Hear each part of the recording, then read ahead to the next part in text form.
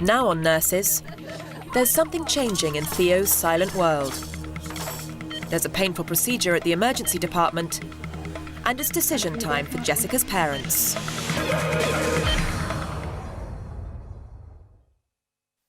Roy Clark has had a motorbike accident. He was trying out a trail bike in a field when he fell heavily, dislocating and fracturing a bone or two. But the more immediate concern is for his breathing, which is difficult. It's likely he has a pneumothorax or collapsed lung. We've got a fractured clavicle. We've also got a dislocated acromioclavicular joint there as well. This is coming down here. It's hard to breathe. Yeah, the problem, he's having troubles with his breathing mainly because it's you've got the pneumothorax, so it's a small sort of tear in the lung tissue, so some air has leaked out of the lung into the thoracic cavity, and it's pressing there, so it's making it a bit more difficult for you to breathe, which is why the oxygen's on and all the rest of it. I'm not teaching you to go on a little motorbike in the field, will I? I'm trying to persuade my wife that I can go on a motorbike again shortly. I don't think it's going to work. Specialist registrar Simon Odom briefs the on-call surgeon Dinesh Balur, who will need to make an incision in Roy's chest so that a chest drain can be inserted. Symes, are we going for a proper chest drain or are we just going for a drainage? No, going for proper chest drain. Proper chest drain, OK. Yeah. We have sort of sterile procedures in A&E fairly frequently. Anything with trauma, because this is really the trauma centre for the area. Nurse Debbie Phillips prepares the trolley which carries the instruments. This needs care as creating an open wound must be a sterile procedure. 26, isn't it? 28. No, I'll stick with the 28. It's 28 for you. With the size of chest drain sorted out, Dinesh explains to Roy what's going to happen. First we'll inject some anaesthetics around your skin, okay? Somewhere here. And I'll pass some injections inside also to make it numb. I'll make a small cut. Pass a small scissors inside, make it a bit bigger hole. Alright? Put my finger in, make a big small hole in it. And try to pass this tube. It's not big as it looks like. It's a bit smaller inside. And then that goes into the container. Okay. And the tube sits in, and as the air comes out, it bubbles in through the water to release so the lung re-expands. The pain relief is prepared for Roy so that the procedure can soon be underway. Is that any better or not? How much morphine? I think you have to... Does it hurt?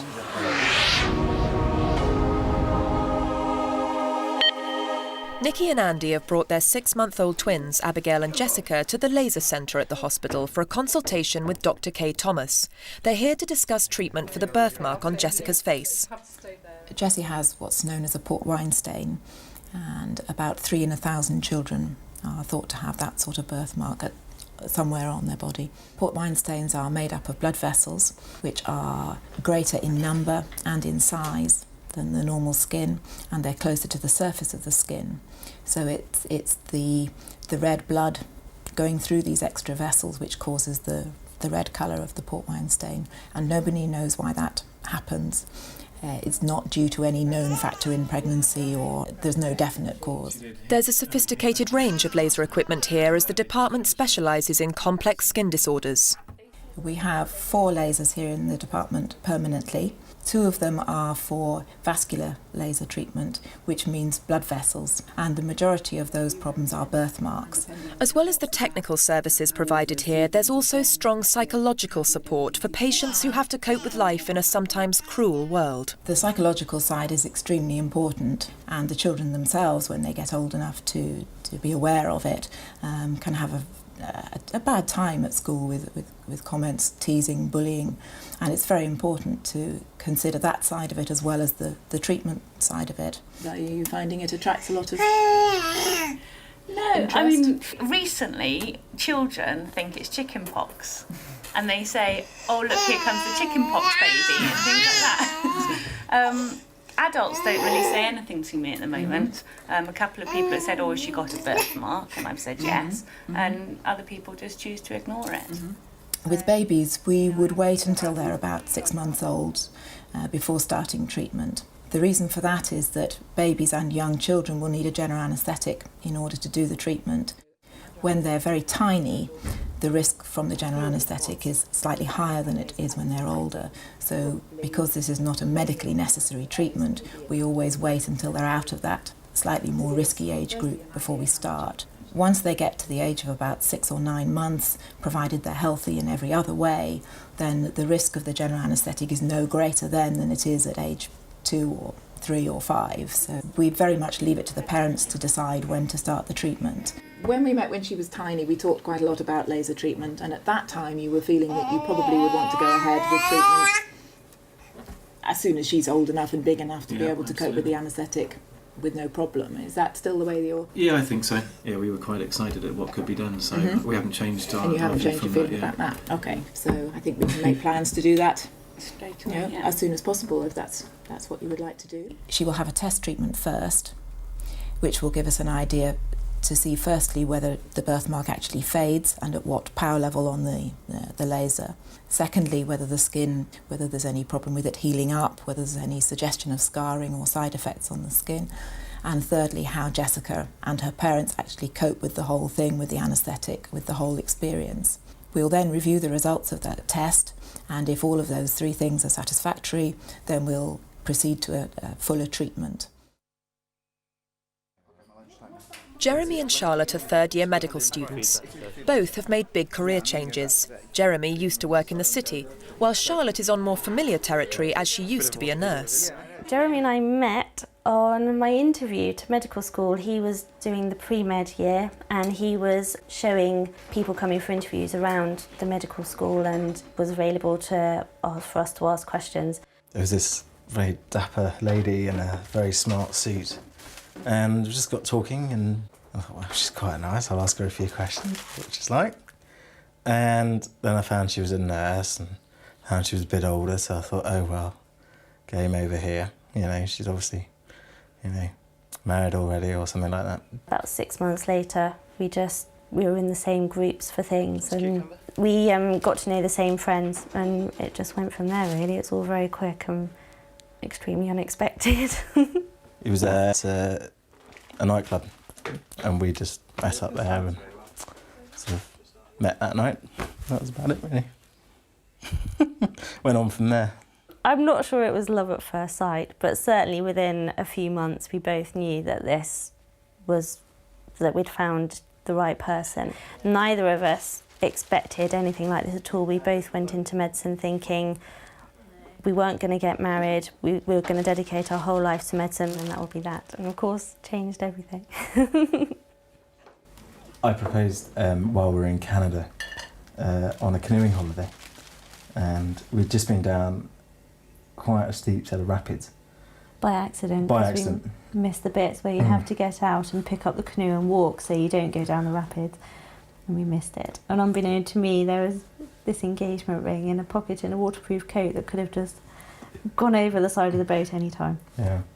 So there I was on bended knee and asked the question, and promptly Charlotte fell to her knees, which was a bit of a shock for me. So we ended up sort of kneeling, both on our knees, kneeling on the floor at that point, and she said yes, thank goodness.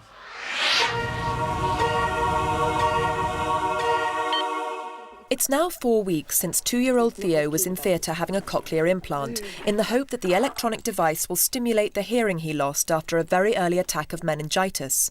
He's here with his mum Helen and dad Guy to see audiologist Liz Midgley, who's going to switch on the implant. She and her colleagues at the Bristol Children's Hospital are going to try a series of tests to see if there's any unusual response from Theo. Every time you hear a beep, a signal will be going in. I'm going to start really, really quietly and work up. And sometimes we see a response and sometimes we don't. Yes. If we don't see a response, it doesn't mean that we're never going to see a response. And sometimes we do see a response and we're just watching, basically. But you know when a beep's going in, and I'll give you some idea about when we might expect it. So it makes that noise. Everyone waits patiently to see if they can gauge any kind of reaction from Theo, as Liz tries a number of different tones. Hopefully we've made their expectations reasonably low to start with. We'll say at the beginning of the session, look, don't worry if we don't see a reaction. And in a child who's never heard before, to see a reaction at all is a bonus, really. Sometimes you see something just as small as a stilling. He'll perhaps stand still and look as if he's listening, or he might touch the side of his head. Sometimes children do that. All sorts of different things. Or he might not do anything at all. And we certainly can tell them from other children who haven't given a reaction that those children go on to do as well as other children who do react on the first day. So we may or may not see a response, but that's what we're looking for this morning. I'll sweep it shortly. This is 305. He's looking a bit confused, isn't he? So He's trying to work out something. While Liz completes the initial tests, Theo's more interested in removing the sticky labels from all the toy cars. The next step is to actually turn the microphone on and see if this gets a reaction from him. Back at the laser centre, there are still some questions to be answered for Nikki and Andy before committing to what will certainly be long-term treatment for Jessica's birthmark. You test for scarring initially, and if that would prove to be successful with sort of limited scarring or no scarring, say, would that mean that further treatments, could they still scar, or would they? Yes, it would show that the skin in that area at that power level was fine. But there's nothing to say that it wouldn't happen again. Exactly. With a large area like that, of course, you can't test every single little bit, but it does give you an idea of how the skin responds. Our prime concern is not to cause scarring, even if that means stopping the treatment sooner than we normally would do. Yeah. That's our main concern. Sun and laser is not a good combination. So we want her skin as pale as possible. So lots of sun cream. No suntan, please. When she comes she's looking a little bit tan at the moment. Nikki and Andy have also read reports on the internet that laser treatment may not provide a permanent cure. Because laser treatment is so young, there are no good long-term statistics. There is nobody who had this laser treatment 20 years ago to be able to say, well, in 20 years' time, the incidence of recurrence might be, 50%. We really just don't know that. Yeah. Despite these reports and their concerns, the reality is that the results of treatment can be dramatic. The majority of port wine stains will respond to laser treatment. About 1 in 5 of them will be resistant and won't get a good response. And a small percentage will do very well and get virtually 100% clearance. But the majority are somewhere in the middle of that range. The average fading would be about 2/3.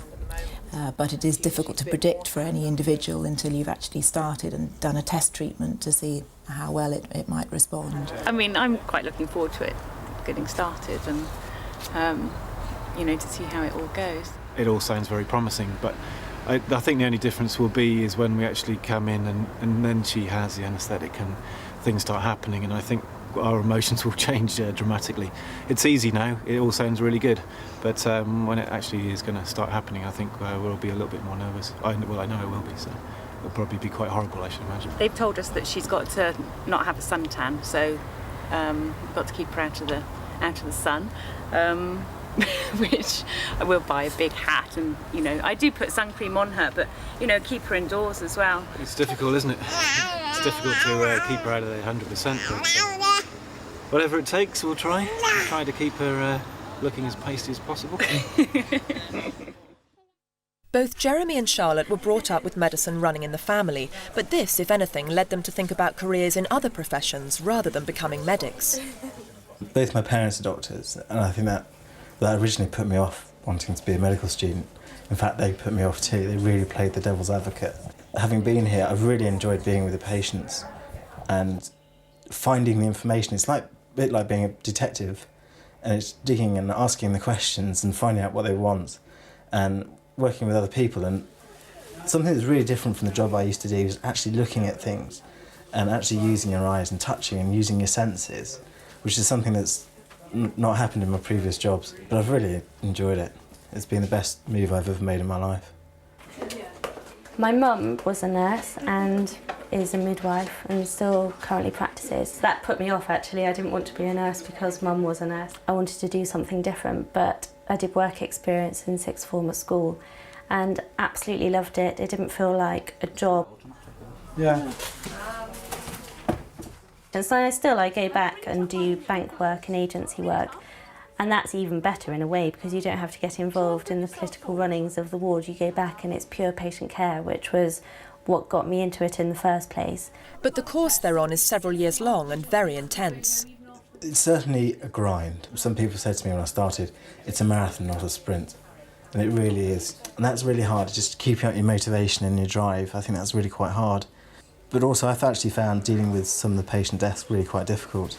All of a sudden, you're in a very private part of someone's life. They're passing away, and it's really quite difficult. It's almost, you feel as if you're intruding sometimes, but it's a privilege to be there, really.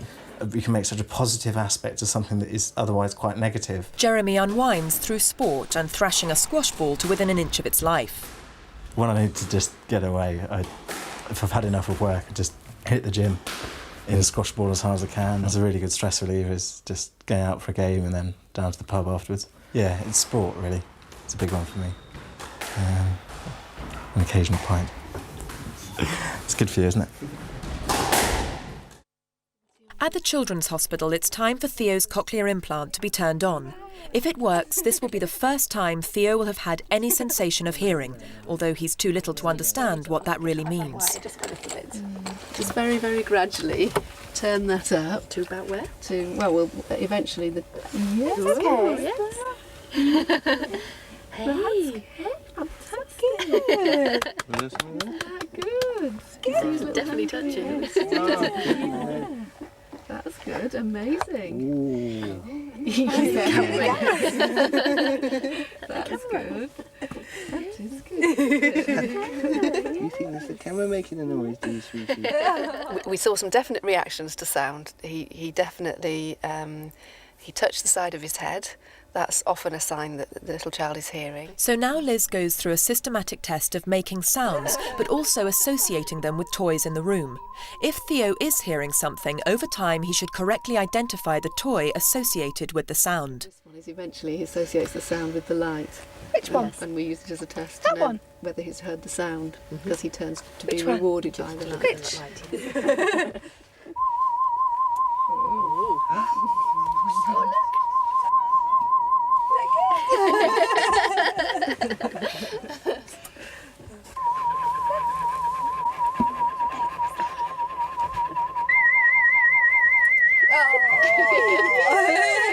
Some nice reactions there, not uncomfortable. We checked with loud sounds, and you saw how Theo really, really loved playing his drums, and that is a magnificent sight to see a deaf child enjoying making a noise. You know what's Christmas, don't you? I'm sure he's getting a little something through that. The real work of learning to listen through the device is done by the parents and by Jane, the teacher, and Lynn, the speech and language therapist, because the whole point is to stimulate him with sound, but then get Theo to understand what sound is, first of all, to understand about communication, which he already does to a great extent. He's a lovely communicator already with his signs. That's what makes the job completely worthwhile. It's excellent. It's worth putting up with all the vagaries and frustrations of working in the National Health Service to see something like that. It is an excellent tool that we have to give deaf children the opportunity to have sound stimulation and the opportunity to perhaps develop speech. Makes me feel very good. It's a good reward, very satisfying part of the job.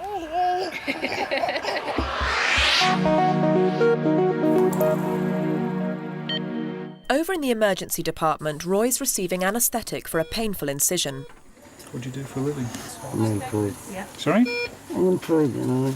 Oh, I've done that. Where I came from, it was almost an occupation up there. Okay, sir. Can you feel that? Can you just feel pushing? Basically, it's a rather large tube, slightly smaller than the syringe there. You need to inform the house officer. It goes through the gap in between the fourth and fifth ribs, realistically. You have to make a rather large incision in order to get it in. Does it hurt? Yeah, I think it is. So it's just because we can't numb parts of the rib up, okay? Just as we're pressing in. The problem is that you've got a rather large nerve supply running on the underneath of the rib, and what happens there is you can't numb that area up. So as soon as you stick anything in, like as you saw the pair of scissors or the forceps, in order to actually open up the space and actually get through the thoracic wall, it hurts. It hurts like buggery. Sorry, this is the...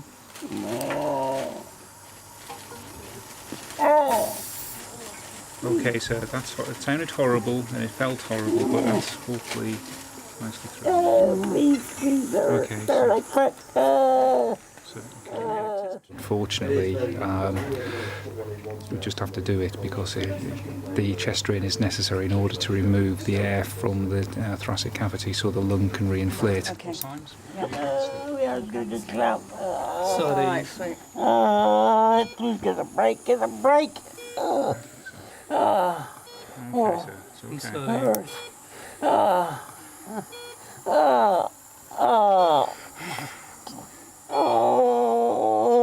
Okay. How are you doing? Right, we're in now, sir. It's in. You can hear the Sorry, air sir. coming out. But TV makes me nervous. Give us a cough, Roy. Roy, can you cough for us? Yep. Excellent. Excellent, well done. The air is now starting to move through the actual tube into our chest drain, and it's through an underwater seal, so you can actually see it bubbling away and the air is coming out. Sorry about this. I know this is always like this. This procedure causes a little bit of pain. It all settles down now. You know, it's the first time coming in TV, you know. I'll get a job in Australia.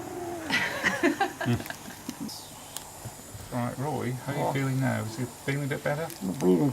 Oh, that's important. That's what we wanted, you know. Shoulder's gonna hurt, obviously. I know. We'll sort it out. We'll sort your pain out, okay, sir? Bit more morphine. All done. Thank you, sir. A couple of days' time to take the chest drain out, suture up the hole, and then he'll be discharged off home.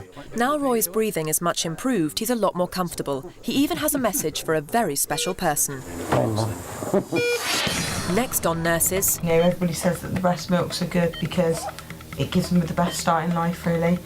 And so I wanted to, and I wanted to get the closeness that you get with it.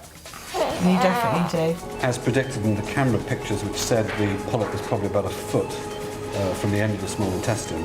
There's the end of the small intestine. The polyp is here. Sorry, man. Ow. For the mother, the best thing she could do, firstly, is to try and calm her baby down. Woke up one day with pins and needles, and then the next day or the day after, you're told you've got arthritis, and it's like, it's a bit much to take in all at once. I think that's such a satisfying noise.